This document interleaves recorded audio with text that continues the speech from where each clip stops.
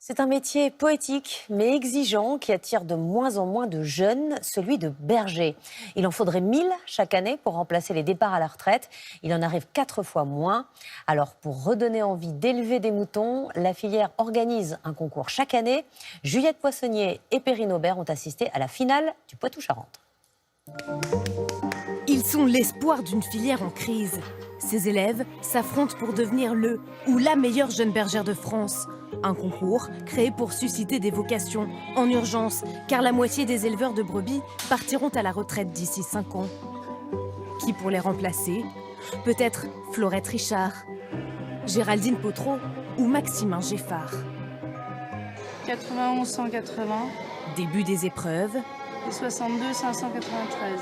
Florette Richard doit identifier des brebis numérotées et les trier le plus vite possible. Facile pour cette fille de berger. Impec, c'est bon, c'est passé.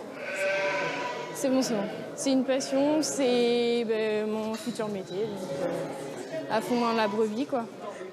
Des jeunes femmes de plus en plus nombreuses, comme Géraldine Potreau, une autre concurrente prometteuse. C'est plus facile que les vaches. Enfin, c'est sûr qu'au premier abord, une vache, ça peut faire peur, alors que une brebis, ça fait tout de suite moins peur, c'est moins impressionnant. Un troisième candidat attire notre attention. Elle est plus maigre que les autres. Maximin Geffard est le plus jeune, 15 ans, et il est doué. Pourtant, avant le concours, ce fils d'éleveur de vaches ne voulait pas être berger. Son rêve désormais, une sélection pour la finale nationale au Salon de l'Agriculture. C'est une fierté et puis c'est un esprit de compétition en quelque sorte, d'essayer de toujours faire mieux et de peut-être aller à Paris un jour. Déjà aller à Paris pour moi un jour, ce serait un exploit. Un concours qui fait rêver. Mais le chemin est encore long. Plus de 10 000 postes à pourvoir d'ici 15 ans. Et pas sûr qu'il trouve preneur selon cet enseignant. On a toujours cette image d'animal du pauvre. On n'a pas beaucoup. Les jeunes ne sont pas vraiment attirés par la production de moutons. Et pourtant, c'est une bonne période. Là, je pense qu'en ce moment, c'est une bonne période parce que les prix sont élevés, il y a de la place, il y a des entreprises à reprendre. Exemple avec ce jeune berger venu assister au concours. Mathis Bourreau, 20 ans, nous emmène sur la ferme qu'il va reprendre d'ici quelques mois. Pour une jeune, c'est pas mal. Hein. Ouais. Comme quoi, les jeunes sont plus performants que les vieux. Toujours. Il la rachète à Laurent Boyer, éleveur ovin depuis 4 générations et bientôt à la retraite. Soulagé que son exploitation ne soit pas simplement reprise pour ses 80 hectares de terre.